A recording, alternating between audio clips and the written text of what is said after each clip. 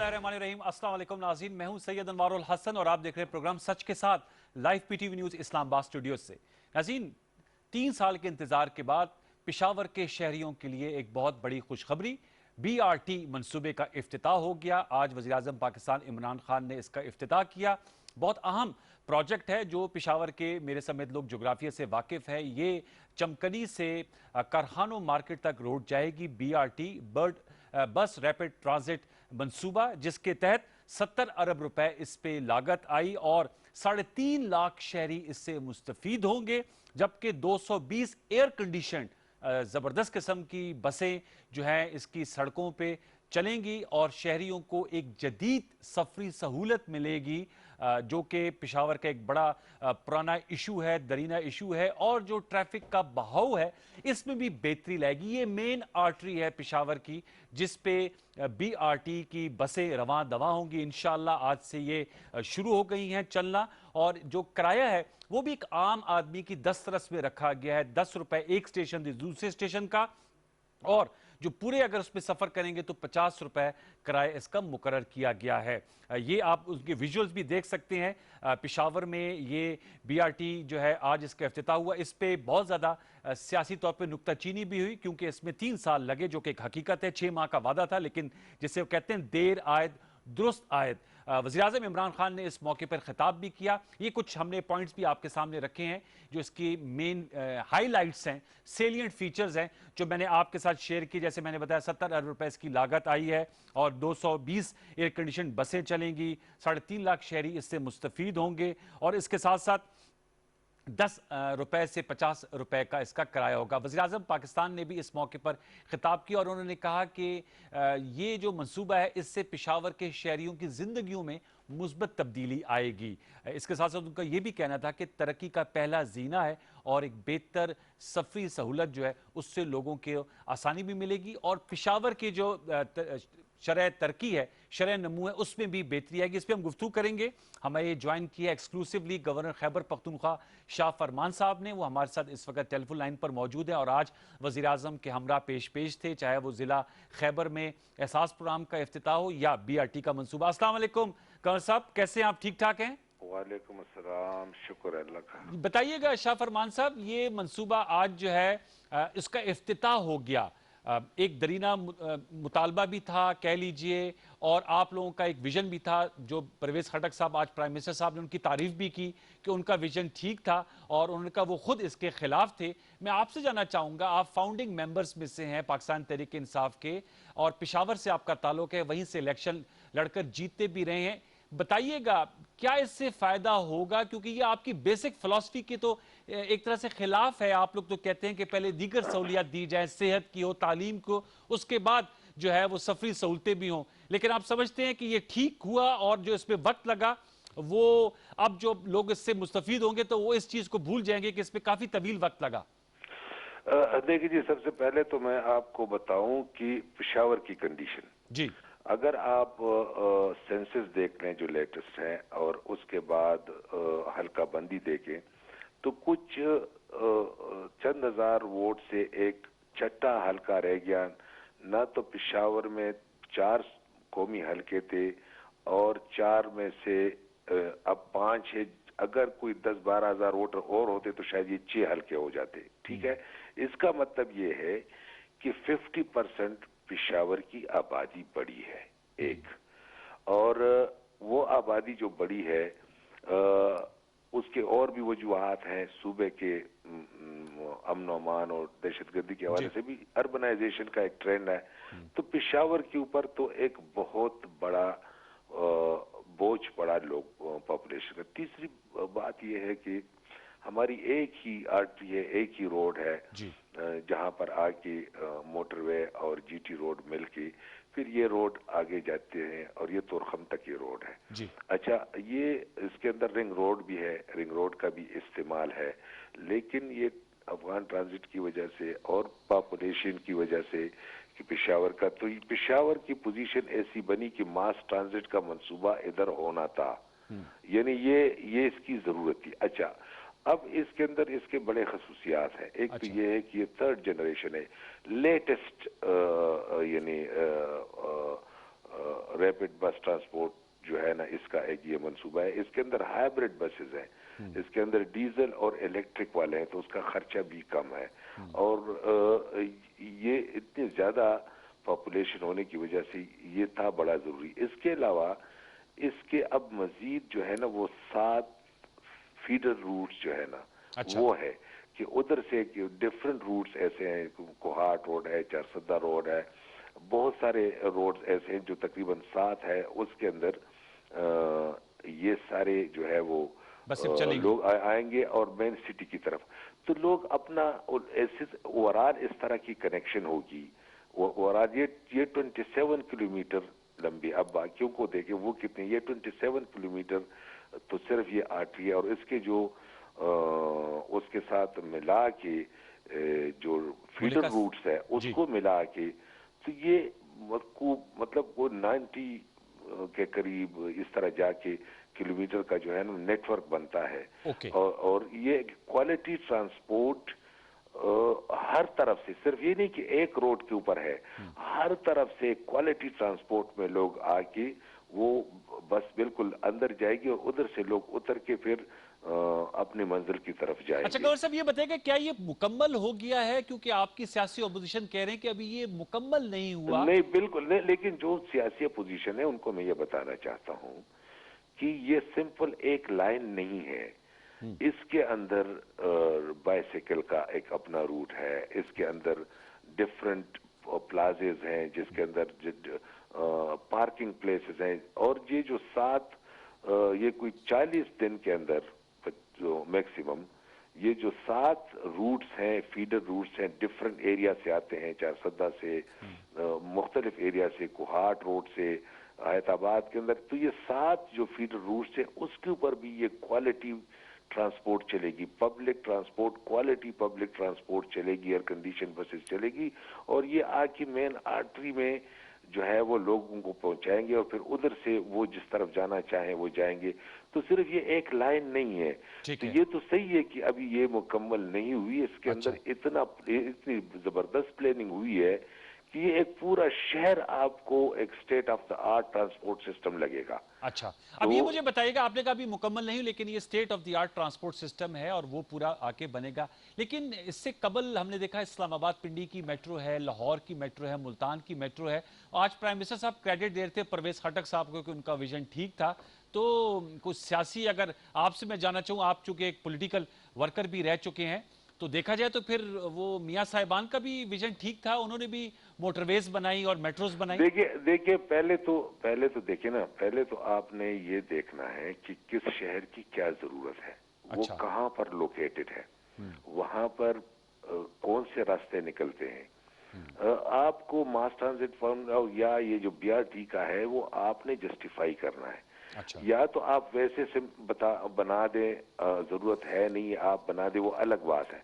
लेकिन पेशावर की मैंने आपको बताई हालत कि पेशावर के रोडों के ऊपर पॉपुलेशन और बाकी रीजन उसके हैं कि इसके ऊपर रिंग रोड्स वगैरह के ऊपर प्रेशर क्यों पड़ा, तो उस वजह से ये ट्रांसपोर्ट का एक बड़ा मसला बन गया था पेशावर का, और उसको इस किस्म के मंसूबे के अलावा हल नहीं होना था। अच्छा, दूसरी बात यह है कि ये तो सिर्फ एक रोड नहीं है कि इसके ऊपर लोग बसेस चलें। जब आपके गांव से क्वालिटी ट्रांसपोर्ट में लोग आके इसके साथ कनेक्शन होगी, उसको कनेक्ट करेंगे, और आप यू फील करते हैं कि आप अपने गांव में से रोड के ऊपर निकल के इस क्वालिटी ट्रांसपोर्ट में बैठ के मेन आर्टरी तक आप पहुंचते हैं, तो ये BRT का एक पूरा नेटवर्क है।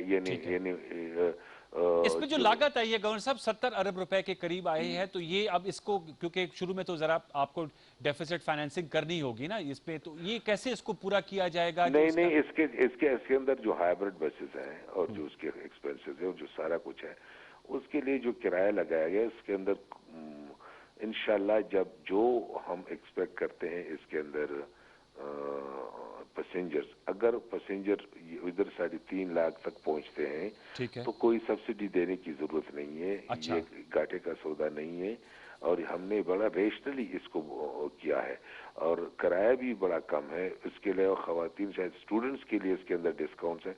तो एक तो यह है कि एक तरक्की याफ्ता, एक बिल्कुल state of the art system के साथ पूरा बाकी जो सिटी है वो तरक्की याफ्ता नजर आएगी और लोग अब आगे जाएंगे। लेकिन मैं आपको बताऊं कि ज्योग्राफिकली जो पेशावर की लोकेशन है एक ये, दूसरी बात ये है कि जो पॉपुलेशन और अर्बनाइजेशन की वजह से बहुत सारे लोग पेशावर की तरफ आए, और तीसरी बात जो ये है कि यहाँ पर हैवी व्हीकल गुजरते हैं जी, अफगानिस्तान की तरफ से, तो इंडस उसकी हाईवे के लिए भी जाते हैं। हाँ, तो उस वजह से ये मंसूबा अब बाकियों ने जो बनाया है वो उसकी अपनी वो बता दे कि उनकी क्या जस्टिफिकेशन है, क्या उधर जरूरत थी या नहीं थी, ये ठीक सवाल है। तो हम तो जो पेशावर की बात करते हैं वो इसलिए करते हैं कि पेशावर के अंदर ठीक है, दो तीन रीजंस की वजह से इतना ज्यादा मसला बन गया था ठीक कि है, आपकी सोच है।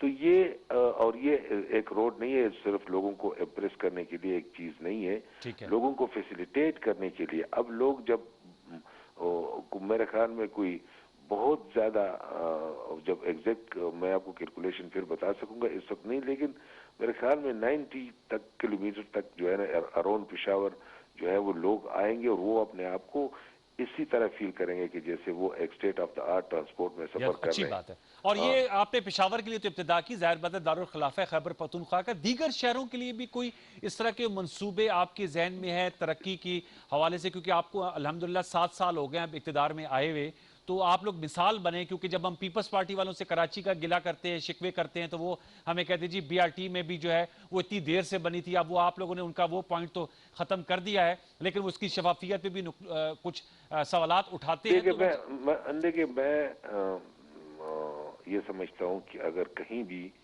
इस तरह की रैपिड बस ट्रांसपोर्ट की जरूरत है तो वो कराची में उन है। शहरों में से एक शहर है जहां पर ये जरूर होना ठीक, चाहिए। ठीक है। वहां पर अगर सर्कुलर रेलवे की बात थी वो नहीं है, जहां उस पॉपुलेशन इतनी ज्यादा हो रही है। जी, फिर ग्रीन लाइन कराची, की भी बात करते हैं वो लोग, ग्रीन लाइन। दूसरे की कराची के अंदर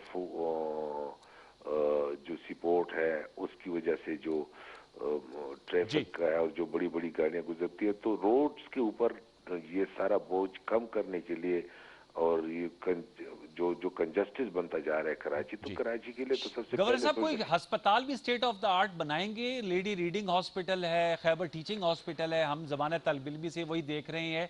कोई नया अस्पताल भी ऐड करें ना आप अपनी गवर्नरशिप देखिए के होते हुए। देखिए हमारी जो इस वक्त आपने हेल्थ पॉलिसी की बात की, जी, तो हमारे पास 3 हॉस्पिटल हैं, एलआरएच है, जी, हमारे पास खैबर टीचिंग हॉस्पिटल है, हमारे जी, पास हैदराबाद मेडिकल कॉम्प्लेक्स है।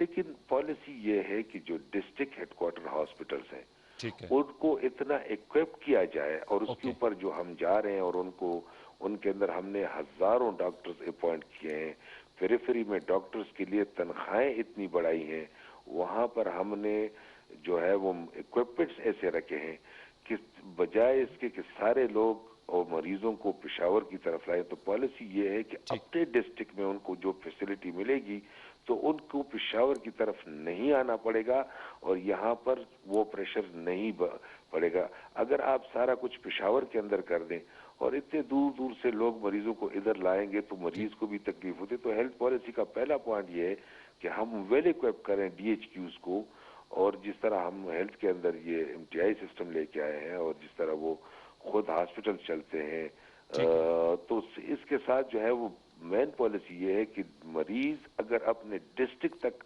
रहें और उधर आप उनको फैसिलिटेट करें।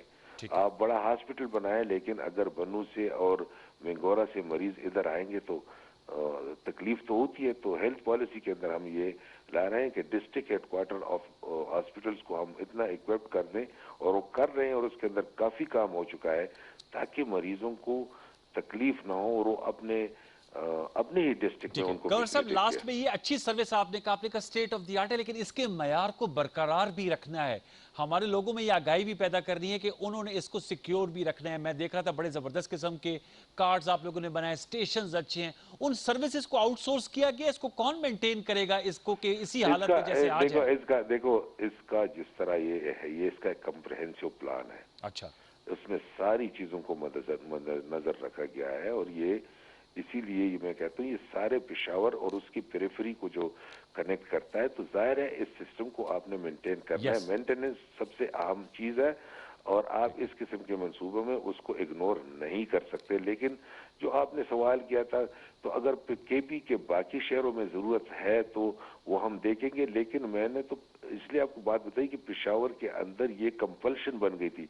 अब कराची के अंदर ये होना चाहिए, इसलिए कि अगर कराची के अंदर कोई इसको इग्नोर करेगा, अब सर्कुलर ट्रेन होता है कराची के अंदर, या कराची के अंदर ट्रांसपोर्ट के लिए कोई मंसूबा नहीं, ये कराची का, पेशावर का वही माहौल है जो कराची का है, क्योंकि यहाँ पर भी पॉपुलेशन एक्सप्लोजन इस तरह हुई है।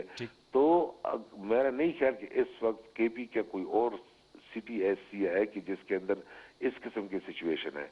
तो नीड बेस्ड होनी चाहिए, एज पर रिक्वायरमेंट होनी चाहिए।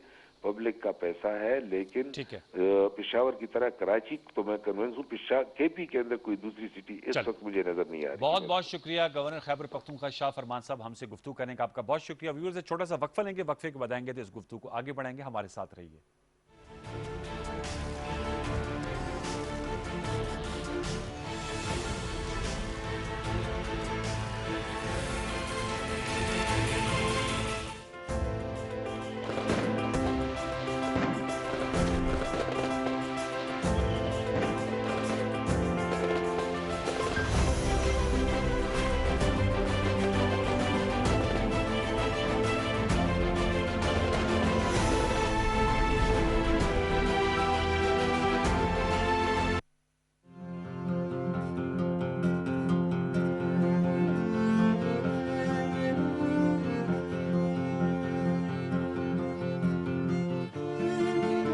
हमें अगर एक रोशन ख्याल और एतदाल पसंद कौम बनना है तो हासिल करनी होगी इंतहा पसंदी से आजादी।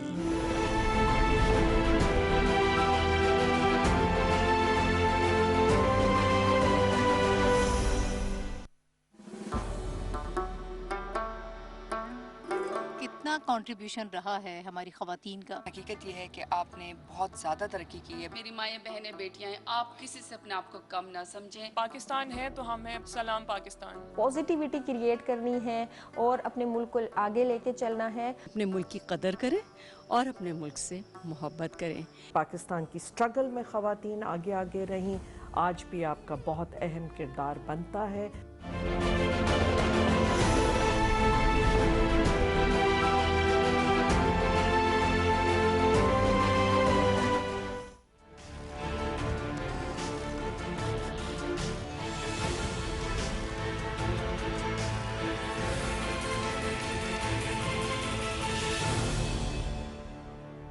Welcome back viewers. चूंकि गवर्नर साहब से एक्सक्लूसिव गुफ्तगू हो रही थी, तो जो बीआरटी है ये एक पॉलिटिकल इशू भी रहा है पाकिस्तान में। तो हमारे साथ दो सेनेटर्स मौजूद हैं। सेनेटर बैरिस्टर जावेद अब्बासी साहब पीएमएलएन से आपका ताल्लुक है, सेनेटर मोहसिन अजीज साहब जो पीटीआई के हैं, और पिशावर से आपका ताल्लुक है।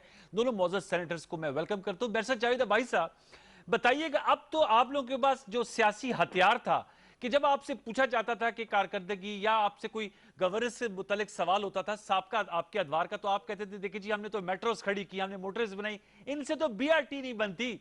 तो आज तो बीआरटी बनकर उसके इफ्तिताह हो गया। अब आप लोगों की पॉलिटिकल डिक्शनरी से ये जुमला तो खत्म हो गया ना, हज़फ हो गया। क्या कहेंगे जावेद अब्बासी साहब?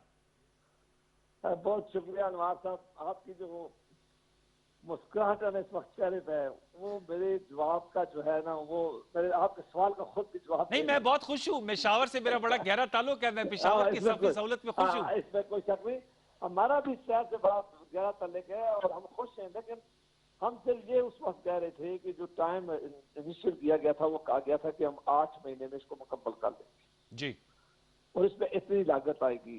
हम कहते हैं कि इसमें बदकिस्मती से 3 साल लगे हैं।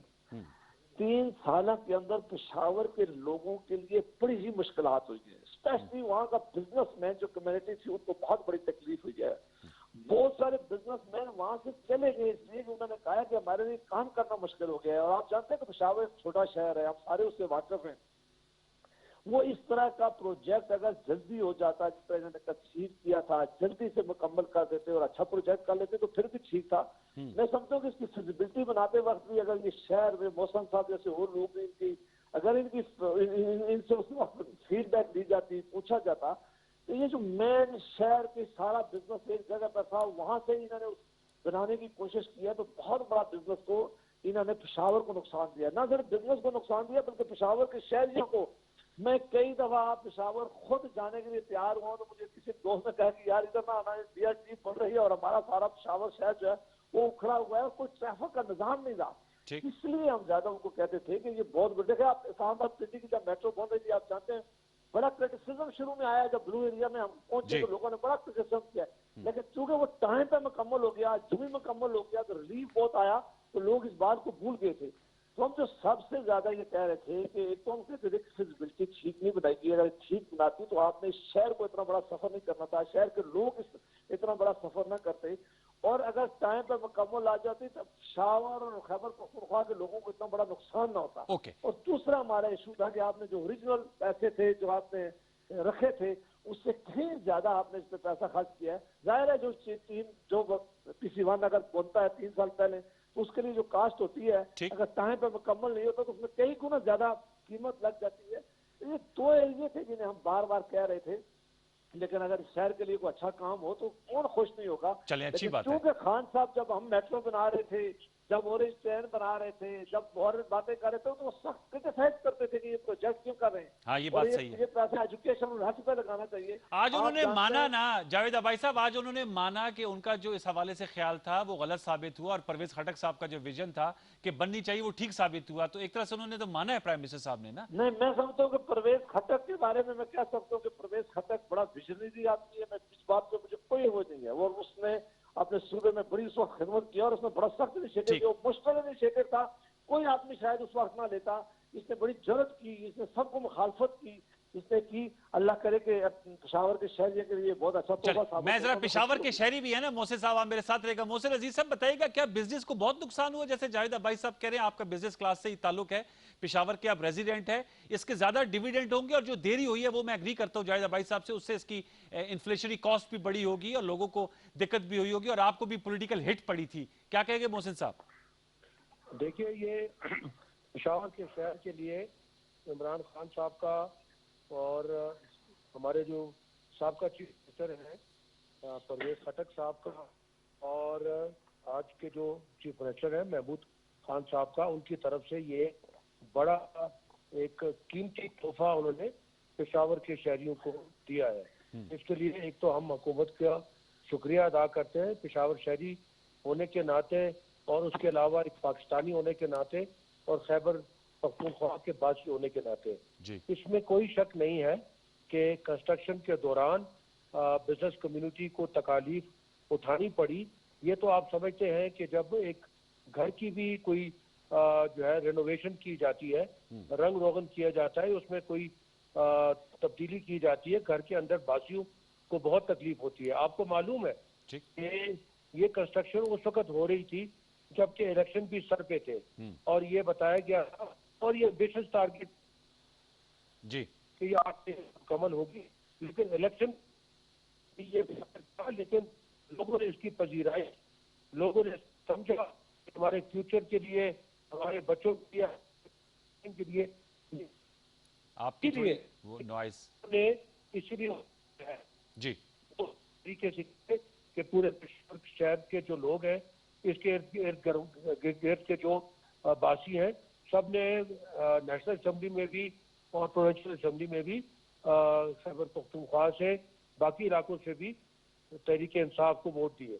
तो ये बात है कि देखिए, ये एक बड़ा खूबसूरत प्रोजेक्ट है, एक बड़ा अच्छा प्रोजेक्ट है, एक वर्ल्ड क्लास का प्रोजेक्ट बनाया गया है। और ये सिर्फ ही नहीं है, इसके साथ जो है जो दीगर हमारे जो रूरल एरियाज लगते हैं। मोहसिन साहब थोड़ी सी अपनी पोजीशन चेंज कीजिएगा, आपकी आवाज में थोड़ी सी रुकावट है, थोड़ी सी अपनी पोजीशन चेंज कीजिएगा, दोबारा लौट के। तो जावेद अबाई साहब, ये तो मैं आपसे जानना चाहूंगा, जाहिर बात है PMLN जो है उन्होंने भी मेट्रोस बनाई हैं, उन्होंने भी मोटरवेज बनाई, ऑरेंज ट्रेन की आपने बात की, ये अब मंसूबा बना है। आप भी चूंकि आपका ताल्लुक बुनियादी तौर पर खैबर पख्तूनख्वा से है, क्या आप समझते हैं कि अच्छा है कि मुकाबला होना चाहिए सूबों के दरमियान भी कारकर्दगी के हवाले से? कराची पे हम अक्सर बहस करते हैं, सैरड पर भी बहस होती है कि हमारा सबसे बड़ा शहर है, लेकिन नामसाइद हालात है, दगरगू हालात है। अब तो चीफ जस्टिस साहब भी कह रहे हैं कि हुकूमत की कोई रिटी नजर नहीं आती। तो आजकल आपके हलीफ हैं पीपल्स पार्टी को भी आप लोग कहेंगे कि जरा अपने आप को इंप्रूव करिए। बारिशें हुई तो लाहौर और कराची जो सड़कें थी वो नदी नालों का मंजर पेश कर रही थी। तो सर ये अर्बन इंफ्रास्ट्रक्चर डेवलपमेंट भी होना चाहिए ना कारकर्दगी में। ये बिल्कुल आपने बिल्कुल ठीक कहा और इसमें हमें खुशी है, हम इस बात पे बिल्कुल खुश हैं। हम कहते हैं कि ये बहुत अच्छा है कि सूबे अपने इनिशिएटिव लें, सूबाई हुकूमतें जो हैं वो जो है ऑनरशिप लें और वो इस तरह के प्रोजेक्ट करें। जिस तरह मियां शहबाज शरीफ साहब जब पंजाब के चीफ मिनिस्टर थे, उन्होंने पूरे पंजाब के अंदर आप देख लें, मुल्तान देख लें, फैसलाबाद देख लें, लाहौर देख लें, रावलपिंडी देख लें, बाकी बड़े शहर देख लें, उन्होंने बड़ी ड्रास्टिक उन पर तब्दीली लाई थी। तो वो लोग समझते थे कि अगर आपने लोगों की जिंदगी तब्दील करनी है तो आपने शहरों बड़े शहरों पर तवज्जो देनी है जी। यहाँ ट्रैफिक का मसला आपने हल करना है, आपने हेल्थ के लिए बड़े हॉस्पिटल बनाने हैं, एजुकेशन के इंस्टीट्यूशन बड़े अच्छे बनाने हैं, कि ये वो चीजें जो कॉमन मैन जिनसे बड़ा इफेक्ट होता है। और मैं समझता हूँ कि मैं इसका बहुत बड़ा माहिती इसलिए हूँ कि मैं समझता हूँ कि ये जो ट्रैफिक का मसला है, यस, जो ये मेट्रो हो, ऑरेंज ट्रेन हो या कोई रेल का निजाम हम बेहतर कर सके। हमारे वो जो कॉमन सिटीजन हैं जो ज्यादा गाड़ियां अफोर्ड नहीं कर सकते या अफोर्ड कर भी सकती हैं, हमारी माएँ बहनें, हमारे बच्चे, वो अगर किसी डिसेंट उनके लिए ट्रैवलिंग हो तो इससे खुशी की और क्या बात है। मैं अभी देख रहा हूँ, जब मेट्रो के मैं रोज जाता हूँ, पार्लियामेंट जा रहा हूँ, अपने ऑफिस में जा रहा हूँ, आपके प्रोग्राम में आ रहा हूँ, मैं देखता हूँ मेट्रो में किस तरह लोग इज्जत के साथ बैठ के आ रहे होते हैं, बैठ के जाते हैं, उनकी सीटें हैं, उनका एयर कंडीशनिंग सिस्टम बड़ा अच्छा है, उनके स्टेशन बड़े अच्छे। तो ये लगता है कि दुनिया के हम शहरों में जब जाया करते थे, बात ये देखते थे तो हम ख्वाहिश करते थे कि काश कभी वक्त आएगा कि पाकिस्तान में भी ऐसी चीजें होंगी। अल्लाह ने किया, मेहरबानी की है, ये इनिशिएटिव हमारी हुकूमत ने लिया था, बाकी हुकूमतों ने भी इसको कॉपी की है। ये बहुत अच्छी बात हुई है कि खैबर पख्तूनख्वा में अगर ये इनिशिएटिव आया, अल्लाह करे कि ये कामयाब हो, हमें बड़ी खुशी होगी। और पेशावर बहुत कंजेस्टेड शहर है, अगर ये ट्रांसपोर्ट का सिस्टम कामयाब हो जाएगा तो बहुत सारे लोग शायद अपनी गाड़ियों में निकले ही ना, वो इसी को इस्तेमाल करें। ये बड़ा आपने अहम नुक्ता है। मैं मोसे साहब को भी शामिल करूंगा आपकी। जी मोसे साहब, अपनी बात भी मुकम्मल कीजिएगा। मैं यही कह रहा था कि सूबों में भी आपस में जरा मुकाबले की फिजा और गवर्नेंस के मामला पे अब ज्यादा तवज्जो होनी चाहिए। ये बिल्कुल सही है जी। देखिए, आपने कराची की मिसाल ली, तो कराची आप देखिए, ये नहीं कि कराची जो है किसी और के पास है और वहाँ पे किसी और की हुकूमत है, लेकिन हम सब जानते हैं कि वहाँ पे हुकूमत की रेट जो है, वहाँ पे हुकूमत जो है कि नाम की चीज, वहाँ पे गवर्नेंस के नाम की चीज खत्म हो चुकी है। और वो इस वजह से कि वहाँ पे आप देखिए किस तरीके से थोड़ी सी बारिश होती है और उसके बाद वो नदी नाले का समाव पेश करता है। वहाँ पे कचरे के हालात देखे, वहाँ पे बिजली के हालात देखे, जो उन्होंने 12 साल में वहाँ पे हुकूमत की है, जिस तरीके से वहाँ हुकूमत की है, जिस तरीके से वहाँ एग्रीमेंट्स किए हैं, जिस तरह के इलेक्ट्रिक की आप एग्रीमेंट देख लें, उसमें इतने फ्लॉज हैं। और उसके अलावा उसको जो उन्होंने जो एग्रीमेंट में लिखा भी था उसको उन्होंने अचीव नहीं किया। उसकी वजह से वहाँ पे इस वक्त हुकूमत का और लोगों की बहुत ज्यादा तकालीफ है। और उस तकालीफ में हम अब सामने आना चाहते हैं कि उनकी तकालीफ दूर हो, चाहे एनडीएमए की सूरत में हो या चाहे जिस तरीके में भी हो, लेकिन वो भी हमारे भाई हैं, हम चाहते हैं उनकी तकालीफ दूर हो। ये जहाँ तक बीआरटी का दोबारा से अगर जिक्र करता चलूं तो ये आप देखिए कि पेशावर एक लॉन्गिट्यूडनल सिटी है जो कि जीटी रोड के दोनों अतराफ पे है, वहीं पे अस्पताल है, वहीं पे मेन बाजार है, उसी में शॉपिंग सेंटर्स हैं, रिहायशी इलाके हैं। तो ये जो बस है ये बड़े डिफिकल्ट टेरेन से गुजर के गई है और इसीलिए कुछ तकालीफ भी बीच में आई है। लेकिन ये दोनों अतराफ जो सड़क के हैं, दोनों अतराफ में लोगों को इसके लिए इसमें बहुत ज्यादा सहूलत होगी। बच्चों को, माओ को, स्कूल जाने वाले बच्चों को, इसमें अस्पताल जाने वाले लोगों को एक तो वर्ल्ड क्लास जो है लग्जरी बसेस बनाई गई हैं, रखी गई हैं, तो वाईफाई सिस्टम है, बड़ी लग्जूरियस बसेस वहाँ रखी गई हैं, ये लाई गई हैं, चाइना चलाई गई हैं, हाइब्रिड बसेस हैं। इसके अलावा जो वहाँ पे सड़क बनाई गई है, ये भी मैं यहाँ कहता चलूँ कि उसको बहुत लंबे अरसे के लिए आरसीसी जो है की कंस्ट्रक्शन की गई है, कंक्रीट की कंस्ट्रक्शन की गई है और इसको देखा गया है कि ये लॉन्ग टाइम जो है एक प्रोजेक्ट बनाया गया है जो कि शहर को जो है वो सहूलत प्रोवाइड करेगा। तो ये पेशावर के शहरियों के लिए अब मेरी इल्तिजा भी उनसे कि इस बसों को और इन जो खूबसूरत जो स्टेशन बनाए गए हैं, जो बस स्टॉप के स्टेशन हैं, उनको आराम से अपने अच्छे तरीके से अपने घर की तरह समझते हुए इस्तेमाल करें ताकि ये चीज जो है देर पा जो है इसको जो है सहूलत मुयसर हो। चलें, और हम हमारी बड़ी, अब मुझे भी बड़ा तजस्सुस और ख्वाहिश है कि जल्दी पेशावर जाके जो है ना इस BRT में सफ़र करना चाहिए। दोनों मौजूद सेनेटर साहिबान का बहुत शुक्रिया, बैरिस्टर जाहिद अब्बासी साहब और सेनेटर मोहसिन अजीज साहब ने हमसे गुफ्तगू कर रहे थे। व्यूअर्स, एक छोटा सा वक्फा लेंगे, वक्फे के बताएंगे तो आज यौम आज़ादी कल इंशाल्लाह हम मनाने जा रहे हैं। आज DGISPR major general Babar Iftikhar साहब ने बड़ी अहम प्रेस कॉन्फ्रेंस की, जिसमें उन्होंने मुल्क की सिक्योरिटी, दाखिली और खारजी चैलेंजेस के हवाले से गुफ्तगू की। उस पर भी हम गुफ्तगू करेंगे। दो मायानाज तजियाकार हमारे साथ मौजूद होंगे, उनसे हम गुफ्तगू करेंगे। लेकिन छोटा सा वक्फा लेंगे, वक्फे के बाद आएंगे तो हमारे साथ रहिएगा, कहीं मत जाइएगा। प्रोग्राम सच का साथ देखते रहिए। वक्फा ले लीजिए।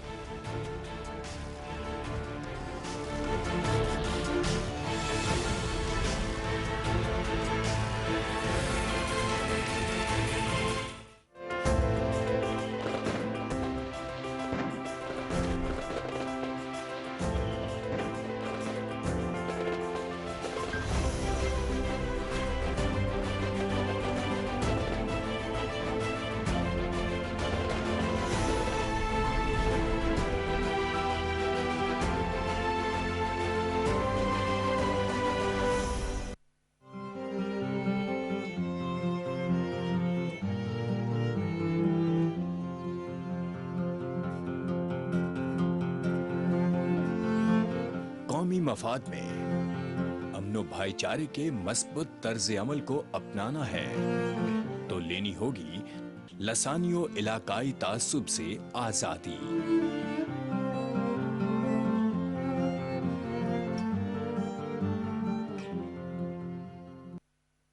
आप सबको यौम आज़ादी मुबारक। आबाओ अजदाद का खून है इस जमीन की बुनियादों में। अब हमें ऐसा लीडर मिला है जो कि मुखलिस है, जिनका जीना मरना पाकिस्तान में।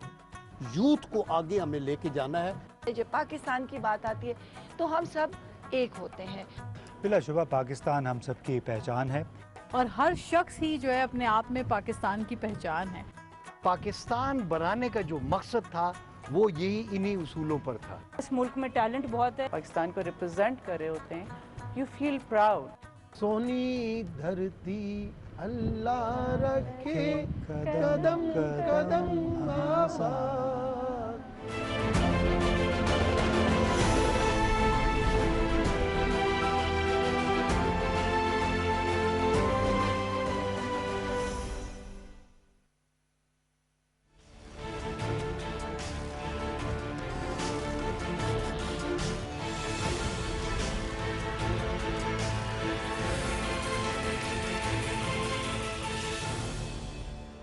Welcome back viewers. जैसे मैंने आपको बताया कि कल इंशाल्लाह हम अपना 73वां यौम आज़ादी मनाने जा रहे हैं। तजदीद अहद का दिन है और कल सुबह 11 बजे हम एक स्पेशल शो भी आपके सामने लेकर आएंगे। आज एक अहम प्रेस कॉन्फ्रेंस की DGISPR major general Babar Iftikhar साहब ने, और उन्होंने जो भारत की जानिब से जो भारत के नापाक अज़ाइम है उस हवाले से गुफ्तगू की। पाकिस्तान को जो नाकाबिल तस्खीर अल्हम्दुलिल्लाह डिफेंस है उसके बारे में उन्होंने बात की। और इसके साथ साथ उन्होंने बड़ा ज़बरदस्त ये बात भी कही कि 5 तो क्या 500 राफेल त्यारे भारत ले ले, लेकिन हम इंशाअल्लाह उनके लिए तैयार हैं और हमेशा से हमारी जो प्रिपेयर्डनेस है वो भारत के लिए है। इसके साथ साथ उन्होंने पाकिस्तान में के अंदर जो पाक फ़ौज की खिदमात हैं, चाहे वो कोरोना वायरस के हवाले से NCOC के फोरम से हो या लोकस्ट के हवाले से बात हो, फिर भारत की जानिब से LOC, और स्पेशली जब हम अपना यौम आज़ादी मनाने जा रहे हैं तो कश्मीर में जो एक मिलिट्री सीज अब तक है और उसको 1 साल से ज़ायद का अरसा हो गया है, तो इस हवाले से भी उन्होंने गुफ्तगू की कि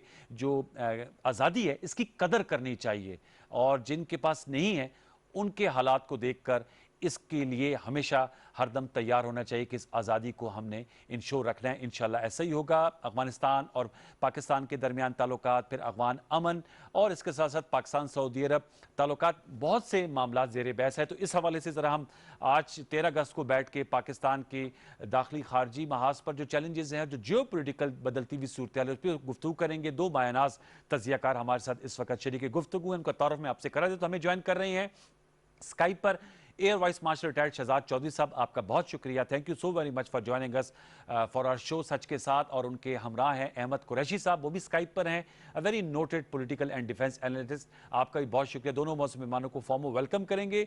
शहजाद चौधरी साहब, मैं आपसे जानना चाहूँगा, चूँकि आपका पाकिस्तान एयरफोर्स से भी ताल्लुक है और आज जो उनकी प्रेस कॉन्फ्रेंस थी, प्रेसर था DGISPR का, उसमें जो हेडलाइन चल रही है वो यही है कि राफेल तैयार है। और आपके इल्म में है कि जब बालाकोट पे स्ट्राइक हुई जिसमें दरख्त हमारे शहीद किए गए और उसके बाद फिर फरवरी का मामला आया और हमने ज़बरदस्त उनको जवाब दिया, तो मैं उनकी इलेक्शन ट्रेल कैंपेन जो सुनता था तो मौजूदा भारतीय वज़ीर-ए-आज़म कहते थे कि अगर राफेल तैयारे होते तो हालात ऐसे ना होते। तो आज DGISPR कह रहे थे कि 500 राफेल तैयारे भी हों लेकिन हम आपके लिए तैयार हैं।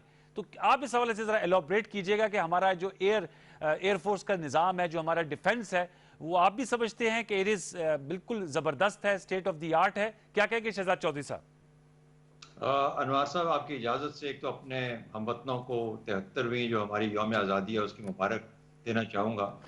कल सुबह इंशाअल्लाह वो दिन लेके आएगी कि हम अपना 73वां यौम आज़ादी मना रहे होंगे इंशाअल्लाह, और बड़ी ही मेरा ख्याल में एक सेंस ऑफ कॉन्फिडेंस के साथ मना रहे होंगे। हम बहुत तसल्ली के साथ बहुत बड़े बड़े चैलेंज से गुजर के ये मुल्क यहाँ पे पहुँचा है, और ये एक अश्योरेंस और ये एक कॉन्फिडेंस जो है ये किसी भी कौम के लिए बहुत ही अहमियत रखता है। मुझे एक और भी इजाज़त दीजिए कि बजाय राफेल के बारे में बात करने के, उसके बारे में मैं बात करूंगा क्योंकि आपका सवाल उसके बारे में है, लेकिन उससे पहले मैं वो पहला कलमा जो कि आज DGISPR ने बोला वो ये था कि आज़ादी की कीमत उन कश्मीरी माओं से पूछें जो कि अपने बच्चों को, अपने बेटों को आज भी पाकिस्तान के परचम में कफन बना के उनको दफनाती हैं।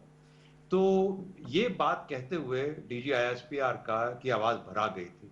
अगर आपने देखा हो तो कुछ थोड़ा सा तवक्कुफ था, जबकि उन्होंने दोबारा अपनी फिर बात को पिकअप किया। जब तक ये जज्बा जहाँ पर के पाकिस्तान के परचम की बात करते हुए और उन कश्मीरी माओं की बात करते हुए जो कि अपने बेटों को पाकिस्तान के परचम में दफनाती हैं, उनकी बात करते हुए अगर आपके आवाज़ भरा जाती है, जो कि मुझे यकीन है और मेरा ईमान है कि तकरीबन हर पाकिस्तानी की आवाज़ भरा जाती है, तो फिर इस मुल्क को किसी राफेल की कोई ख़तरा कभी महसूस नहीं हो सकता। तो मेरा ख्याल है कि वो जज्बा, वो जो ईमान की कुव्वत, वो जो जिसका डिस्प्ले मुजाहरा एक बड़ा ब्रीफली, वो मेजर जनरल हैं, उन्होंने छुपाने की कोशिश की कि उनकी आवाज़ भरा गई है, लेकिन वो मेरे ख्याल में जो गौर से देख रहे थे उनको बड़ा वाज़ेह था। तो राफेल जैसा उन्होंने कहा, देखिए उन्होंने एक और भी बड़ी अच्छी इसकी एक्सप्लेनेशन दी। उन्होंने कहा कि पाकिस्तान ने भारत का मुकाबला करना है, पाकिस्तान ने राफेल का मुकाबला नहीं करना। उन्होंने इन अल्फाज में तो नहीं कहा, लेकिन भारत हमारा जो जिस तरीके का दुश्मन है या जिस तरीके से वो पाकिस्तान के खिलाफ अपने मजमूम अज़ाइम को लेके चलता है, तो पाकिस्तान ने उसके खिलाफ 73 साल दिफा किया, अपने आप को कायम रखा।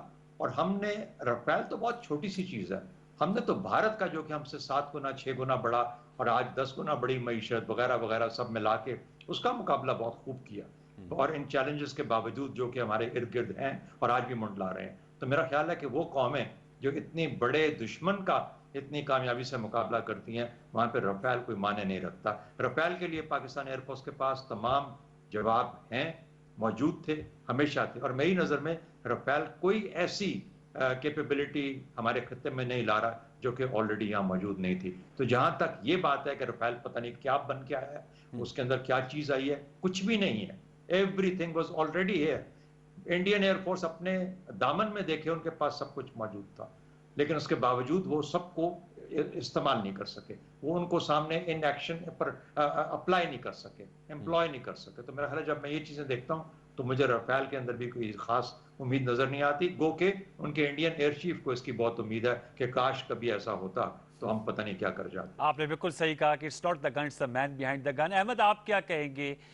जो एक तो प्रेस कॉन्फ्रेंस ही, दूसरा जो बहुत ज़बरदस्त बात की शहजाद चौधरी साहब ने कश्मीर के हवाले से, ज़ाहिर सी बात इस पर हमने बहुत शोज़ भी किए। अभी 5 अगस्त को भी हमने यौम इस्तेहसाल के तौर पर मनाया और हमने उन शहदा को भी याद किया जिन्होंने ज़बरदस्त कुर्बानियाँ दी, और ये सिलसिला जारी है, शमा जलाए रखे हुए हैं।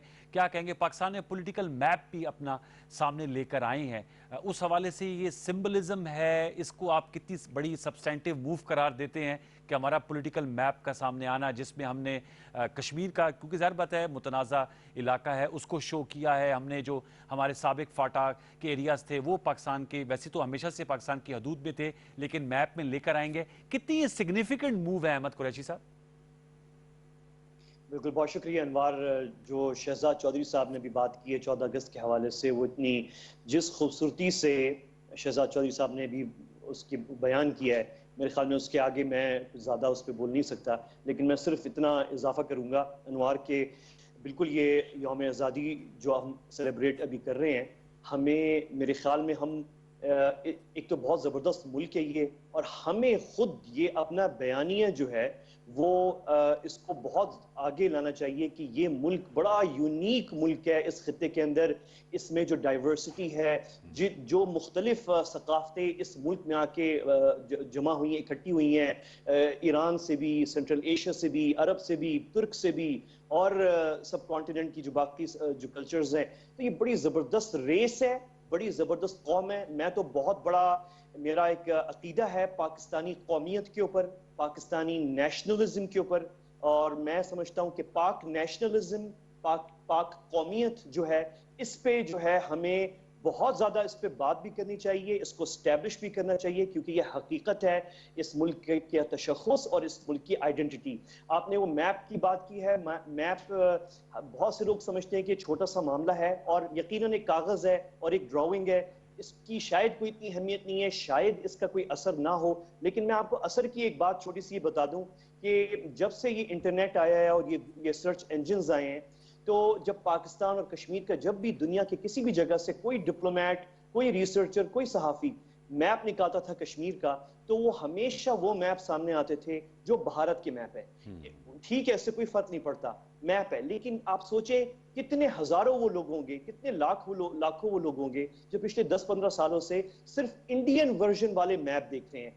मैप लाना छोटी सी बात है, लेकिन ये जो हम मैप लेकर आए, हमने देर आए दुरुस्त आए, बहुत अच्छा इक़दाम है, बहुत जबरदस्त है। मेरी ख्वाहिश है, मेरी उम्मीद है कि आज से 1 साल बाद इंशाल्लाह जब हम गूगल पे जाएंगे और कश्मीर लिखेंगे, तो इंडियन वर्जन वाले मैप नहीं आएंगे सामने, पाकिस्तानी वाले मैप आएंगे। तो एक मुकाबला है, एक टक्कर है, एक कंपटीशन है, वो मुकाबला हमने पूरा करना है। बाकी ये तनकीद कि वो मैप से क्या फर्क पड़ता है, वो एक अलग बहस है, लेकिन ये बहुत अच्छा इक़दाम था। तो बहुत अच्छा वक्त है, पाकिस्तान जबरदस्त मुल्क है, हमारी रिस्पेक्ट है, कुछ हमारी प्रॉब्लम्स हैं वो हम उसको कवर कर रहे हैं। इंशाल्लाह वो दिन भी आएगा जब हमारा पॉलिटिकल सिस्टम बिल्कुल स्टेबल होगा, स्ट्रांग होगा, इसमें पढ़े लिखे, स्ट्रांग, अच्छे, एक उम्मीद दिखाने वाले लोग जो है वो सामने आएंगे, और वो दिन भी दूर नहीं है। इस कौम में तमाम सलाहियतें हैं, तो एक बहुत अच्छा वक्त है कि हम ये 14 अगस्त मना रहे हैं, और बहुत फख्र और खुशी का वक्त है। शहजाद चौधरी साहब, 14 अगस्त जब हम मनाते हैं, जाहिर बात है हमारा आज़ादी का दिन है, और आज़ादी बहुत बड़ी नेमत है, इसमें कोई शक नहीं है। क्या हमारा अज़्म होना चाहिए? हमें तो स्टॉक टेकिंग तो हम करते हैं कि इन 73 सालों में हमने बहुत कुछ अचीव किया। मैं ऑप्टिमिस्ट हूँ, और मैं समझता हूँ कि 47 से 2020 का जो सफ़र है, इसमें वी अचीव्ड अ लॉट, लेकिन हमने बहुत कुछ खोया भी है। आज जब हम कल इंशाल्लाह जब मना रहे होंगे, और बस अब तो कुछ घंटों बाद 14 की तारीख भी आ जाएगी, हमारा क्या एम होना चाहिए, अज़्म क्या होना चाहिए? लफाजियत अपनी जगह, लेकिन क्या ऑप्शंस अब हमारी होनी चाहिए? वो फॉरेन पॉलिसी की डोमेन में हो, वो पॉलिटिक्स की डोमेन में हो, वो हमारे पॉलिटिकल सिस्टम की डोमेन में हो, हमारा जो इमरानी मुआहदा है रूलर्स और रूल के दरमियान, मतलब अवाम जो रियाया है और जो हुक्मरान है, क्या कहेंगे इस हवाले से आप? देखिए, आपने ऐसा सवाल कर दिया। मैं आपको ये बताऊं कि देखिए, जो लोग किसी खेल में जाते हैं, मैदान में उतरते हैं, तो वो कभी हारते हैं और कभी जीतते हैं, कभी गोल उनके खिलाफ हो जाता है, कभी वो गोल करने में कामयाब हो जाते हैं, लेकिन इसके लिए मैदान में उतरना लाजिम है। अगर आप तमाशाई बन के साइड पे बैठे रहेंगे तो आप कभी खेल का हिस्सा नहीं बनेंगे। पाकिस्तान एक ऐसे खत्ते में है जहां पर खुशकिस्मती या बदकिस्मती से आप एक मेन प्लेयर की हैसियत से आप अपना रोल अदा कर रहे हैं। ये खित्ता ही इस किस्म का है कि आपको अपना रोल अदा करना है, उसके बगैर आप रह नहीं सकते। अगर आप खामोश होकर बैठ जाएंगे तो बिल्कुल ही आपके ऊपर से लोग गुजर जाएंगे। तो इसलिए पाकिस्तान की, जिसे कहते हैं कि हमारी डेस्टिनी में लिख दिया गया कि हम चैलेंजेस को देखें, हम चैलेंजेस को फेस करें और हम चैलेंजेस को ओवरकम करें। तो अगर आपको बहुत ब्रीफली मुझसे पूछना हो तो ये 3 चीजें कि चैलेंजेस हैं, उनको ओवरकम करना है और उनसे आगे बढ़ना है, ये हमारे मकासद है। जहां तक वेरी ब्रीफली मेरा जी चाहता है कि हमारी सियासत आवाम के लिए हो, मेरा जी चाहता है कि हमारी सियासत शख्सी सियासत से उठ के उस तरह के लीडर्स पे हो जो कि एक विजन रखते हो। पढ़े लिखे तो हैं ही, लेकिन एक विजन लेके चलें, अपने खानदानी और अपनी पार्टी और अपने ट्राइबल इंटरेस्ट से बढ़ के लोगों की और आवाम की। देखिए, वो सियासत एग्जिस्ट करती है दुनिया में, वही सियासत है। सिर्फ ये हमारे यहाँ ही कोई अल्लाह ताला ने कुछ ऐसा सिलसिला निज़ाम बनाया कि हमारी सियासत वहां तक आगे आ नहीं पाई। हमारा अपना फेलियर, अल्लाह ताला को हम क्यों कहें, उसके अंदर मईशत को बेहतर करना है। फिर हमारा दिफा मजबूत है। हम चालों में लोगों की, जो बाहर हमारे दुश्मन हैं, हम उनकी चालों में मत आए। वो हाइब्रिड वॉर कह लें, कुछ कह लें, ये कह लें कि लोग बाहर बैठ के हमारे दरमियान फासला क्रिएट करना चाहते हैं, हमारी अफवाज में और अवाम के बीच में, ये सब कुछ साथ साथ चलता है। लेकिन 73 साल से हो रहा है ना, तो आज तक हम अल्लाह की मेहरबानी के साथ वो इकट्ठे कायम हैं। तो मेरा नहीं ख्याल कि मेरे लिए ये कोई बहुत बड़ी खतरे की बात है। दूसरा, हमारे यहाँ डिसेंट और जो डिफरेंस ऑफ ओपिनियन है उसकी गुंजाइश हर वक्त मौजूद रहनी चाहिए। हमें उसे कभी खतरा महसूस नहीं होना चाहिए। Let the voices come out, ये आवाजें आने दीजिए। आपके पास इतनी काबिलियत है कि आप इन आवाजों का मुकाबला कर सकते हैं, आप दलील के साथ जवाब दे सकते हैं। आप खुद ही अपनी दलील है, ये मुल्क अपनी दलील है, ये अवाम अपनी दलील है। इन अवाम को किन किन इम्तिहानात में से नहीं गुजरना पड़ा, उसके बावजूद अगर आज भी कायम है। कोविड क्या कम था, गुर्बत क्या कम है, ये जो डिस्पैरिटी है अमीर और गरीब की, क्या ये कम है? इसके बावजूद गरीब भी कायम है, दरमियाने दर्जे वाले लोग भी कायम हैं, गांव के लोग भी कायम हैं, शहरों में भी मुश्किल हालात में लोग रहते हुए भी कायम। तो मेरा अपना ख्याल है कि जो मैं देखता हूँ वो बेहतर ही देखता हूँ। इंशाअल्लाह अहमद कुरैशी जैसे लोग जब तक इस मुल्क में हैं और इनके साथी, इनकी उम्र के मेरे दोस्त, मेरे छोटे भाई जो हैं, ये सब के सब जब ये इस मुल्क को लेके आगे चल सकते हैं और चलेंगे। मुझे इसमें अनवार ऐसे लोग हैं जो कि कमिटेड हैं इस मुल्क के साथ जी। और ये अफवाज पाकिस्तान सिर्फ अकेले इसमें वो शामिल नहीं है, वो तो चले, उनका तो काम है।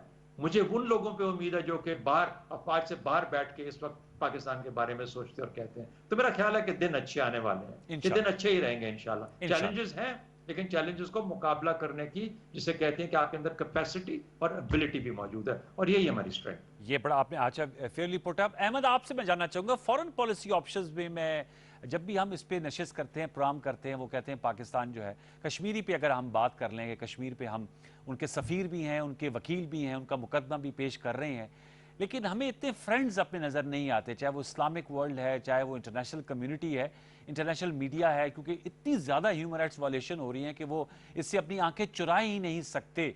आपसे मैं जानना चाह रहा हूँ, उसके लिए हमारा क्या सिफारती बयानिया होना चाहिए कि we should have more friends जहाँ तक as far as Kashmir cases concern, क्योंकि हमारा तो उनके साथ बहुत एक करीबी रिश्ता है। और बाबा कौम कायद आज़म मोहम्मद अली जिन्ना ने कहा कि कश्मीर पाकिस्तान के लिए शहर की हैसियत रखता है। क्या कहेंगे आप? अनवार, इस पे जो है मेरा जो ख्याल है, मेरी जो राय है वो बहुत, मतलब मैं इसको बगैर किसी झिझक के बोलता हूँ कि हम खुद अपने दुश्मन हैं इस मामले में। मतलब हमने कश्मीर के हवाले से हमारी मिलिट्री जो इस्तेदाद है, अस्करी इस्तेदाद जो है वो A1 है, वो किसी का कोई मुकाबला हमसे नहीं कर सकता। हमारी जो इंटेंशन है, हमारा जो रिजॉल्व है, वो हमने दिखा दिया था पिछले साल, हमने जहाज गिराया उनका, हमने दिखा दिया कि हम कश्मीर पे आखिरी हद तक जाने के लिए तैयार हैं। तो हमारी मिलिट्री जो प्रिपेयर्डनेस, तैयारी जो है कश्मीर के लिए, वो तो बियॉन्ड डाउट है। हमारी नीयत भी साफ है, लेकिन जहां हम कमजोर हैं, वो जहां हम अपने खुद दुश्मन हैं, वो ये जिसका आपने भी जिक्र किया, वो जो डिप्लोमेसी और दोस्त बनाने की काबिलियत और लॉबिंग करना। और मैं फ्रैंकली इस बयानिया पे मैं नहीं इसको प्रमोट करता कि वो मार्केट है तो उनकी वो है तो हमारी इकोनॉमी या हम कमजोर हैं, ये सारी बातें नहीं है। हम बड़े अट्रैक्टिव लोग हैं पाकिस्तानी, हमारी मार्केट भी जबरदस्त है, हम काम करने वाले भी लोग हैं, हमारे दोस्त बनने वाले भी बहुत सारे हैं और हैं भी, और मजीद बनना चाहते हैं। लेकिन हमने अपने आप को खुद लिमिट किया हुआ है, और हम इंटरनेशनल मैदान पे किसी वक्त कोल्ड वॉर में बड़े लोगों के साथ और बड़े प्लेयर्स के साथ हमने खेला, और फिर एक वक्त आया जब कोल्ड वॉर खत्म हुई तो हमने खिड़कियां दरवाजे बंद करके बैठ गए, और चाइना और इंडिया जैसे ममालिक जो बिल्कुल क्लोज्ड मार्केट्स थे और बंद मुआशरे थे, वो बहुत आगे निकल गए। हमने खुद अपने आप को बंद किया, महदूद किया 25 सालों में। मेरे ख्याल में हमें इंटरनेशनली जो है मजीद इंगेजमेंट करनी चाहिए, हमें खुल के मिलना चाहिए सबसे, हमें डरना नहीं चाहिए। और हमें कश्मीर पे दुनिया सपोर्ट करने के लिए तैयार है, लेकिन हमारी लॉबिंग UN के अंदर भी कमजोर है, हमारी लॉबिंग OIC में भी कमजोर है। मैं सबको छोड़ के, आजकल सऊदीया की बहुत बात हो रही है, लेकिन मैं मालदीव का जिक्र करूंगा, एक मुल्क है जो OIC का मेंबर है, और मैं तफसील में नहीं जाऊंगा, लेकिन अभी कुछ एक महीने पहले हमारे वजीर खारजा साहब थे UN पे, और OIC का एक इजलास हुआ था, तो जो वहां की सीनियर डिप्लोमेट थी मालदीव की, उन्होंने कुछ बात की थी इंडिया के हवाले से जो हमारे मौक़िफ़ के बरक्स है। और मतलब वो छोटा सा मुल्क है मालदीव, और काबिल एहतराम मुल्क है, मैं उनकी राय की कदर करता हूँ। और लेकिन ये था कि हम मैं आपको मिसाल दे रहा हूँ बस कि हमारी जो लॉबिंग है वो बहुत कमजोर है। फलस्तीन जो है वो रेड कारपेट वेलकम देता है मोदी को, फला मुल्क जो है वो अपने पोर्ट में लाके मोदी को बिठा देता है, कोई उसको वो हार पहना देता है। मतलब ये चीजें चलती हैं, लेकिन इशू ये है कि हम कर सकते हैं बहुत कुछ, हमारे अंदर सलाहियत भी है, लॉबिंग की कैपेसिटी भी है, हम खुद डरे हुए हैं। मुझे समझ में नहीं आता हम किस चीज से डरे हुए हैं। अपने ख्याल में जो डर का तौक है इसको खत्म कर देना चाहिए, हटा के फेंक देना चाहिए। आपका बहुत शुक्रिया, वक्त मेरा बिल्कुल खत्म हुआ जाता है। एवीएम रिटायर्ड शहजाद चौधरी साहब आपका बहुत शुक्रिया, अहमद कुरैशी साहब आपका बहुत शुक्रिया, दोनों ने हमें ज्वाइन किया। व्यूअर्स, ये हमारा आज का शो था। मेरे ख्याल में तजदीद अहद का दिन है 14 अगस्त, और जैसे बात हो रही थी कि इंशाल्लाह नए अज़म के साथ पाकिस्तान ज़रूर जो पाकिस्तान ने कामयाबी हासिल की है उनको मजीद अचीव करेगा, और जो हमारे चैलेंजेस हैं उनसे निपटने के लिए नई हिकमत अमली के साथ आएगा। कल इंशाल्लाह सुबह 11:05 में आपसे दोबारा मुलाकात होगी प्रोग्राम सच के साथ के प्लेटफॉर्म से। स्पेशल शो है ऑन यौम आज़ादी, यौम 14 अगस्त के हवाले से ज़रूर देखिएगा। कल सुबह तक के लिए सैयद अनवारुल हसन सच के साथ की पूरी पर्शियन टीम को इजाज़त दीजिए। अपना बहुत सा ख्याल रखिए, पाकिस्तान को एंजॉय करें, पाकिस्तान की आज़ादी को मनाएं, as a Pakistani proud feel करें। इंशाल्लाह कल मुलाकात होती है। अल्लाह ने के बाद।